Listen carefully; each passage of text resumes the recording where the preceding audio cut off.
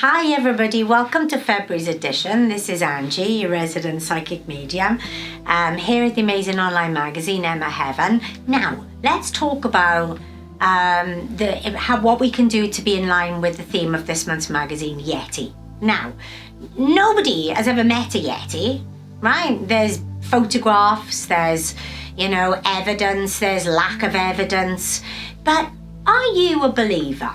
Right? Now, I'm not saying that I'm a believer in Yeti, but what I can tell you is I'm not a non-believer either, because nobody has proven me any different. And unless I've got facts and figures in front of me, how can I say you've lost your marbles and you don't know what you're talking about? No, that's quite ignorant, and I think it's quite rude for somebody to assume just because you have a certain way of thinking that everybody else doesn't feel the same. And you shouldn't have to conform in the way that social media and the mainstream media try and put us in a box today. Well, guess what? I've got a mind of my own. I can think and feel and say whatever I want to say to myself. It doesn't necessarily mean that I got to pass on my beliefs to you. And I'm not knocking somebody, even though there are certain aspects of things that go on, you can read and you think to yourself, this person is definitely from a different planet because of what they may believe. But let's look at it though. One day, who knows? We may actually find out, right? Who knows whether a Yeti is real or whether it's not, whether Bigfoot is real or if he's not. We don't know until we've got evidence of it. But it's very similar or the same of what I do. Because let's talk about that, right? When I say to people, I'm a medium, a lot of people get confused and they go, what does that mean? And when you say, the best way for me to describe it, as you all know, is I talk to dead people, right? And some people think, oh my God, she's definitely lost the plot. No, I haven't lost the plot. It is a gift I was born with, as you all know. My parents' youngest memory of me being able to do what I do, I was 7, and I'm 53 now, right? So that's how long I've actually worked with my gift for. But I can't tell you 100% who I'm speaking to because I've never been to where they are. No, I've never been there because I'm sitting right in front of you in this camera. But I do have an ability to communicate with them. Where are they? I don't know because I've never been there, right? How do I know it's them? Well, only you can confirm that with the messages I give you.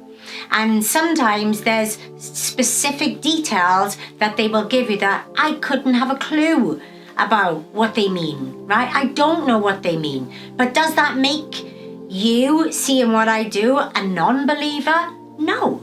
It makes you skeptical maybe, sure.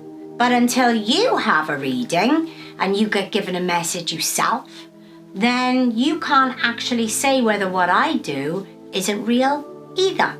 So my job isn't to convince you that what I do is real. My job is to tell you what I hear, what I see, what I feel. And when everything falls into place, it's your job to allow that to connect to your world, and then you make the informed decision yourself of whether what I gave you connects with what's actually happening in your life. When it does, trust me, it makes you a believer. And I'll say this, I've had grown men cry in front of me, right? I've had the biggest skeptics sitting in front of me saying, I'm not here because I actually believe what you're telling me. I'm here because my wife told me to come. Right? Or, my sister said I need to come and see you, and that's fine. It doesn't matter what brought you there. Curiosity did. And curiosity killed the cat, right? So being curious enough to want to know and have that little bit of element of what if she is actually telling the truth? What if it is real? You know what? It's amazing. Emma is a prime example of this. Emma interviewed me back in 2016. That is how long I've been with the magazine now. Emma interviewed me for one of the editions because do we believe in psychics or is it a load of hocus pocus? She had a reading with me to prove her wrong. That was her words. I want you to prove me wrong. And she had a reading And within a couple of days of having the reading done, she offered me my own column on the magazine because she was blown away. That's what happens. And here we are now, 8 years later, which is amazing. So, the moral of the story is, right? You don't have to be a believer to have your own thoughts. Don't feel like somebody needs to squash your power to make you feel that what you're interested in is wrong. No, nobody can tell you what to do, think, feel, or say. And the same when it comes to reading. So if you do want to have a reading and see if we can help you in any way with the things that we've spoken about today, click on the link below. It'll take you to me. And you can email me and I'll get straight back to you. Alternatively, you can call or text me on 07801 996 277 and I'll be happy to get you scheduled in. And I look forward to seeing you all next month.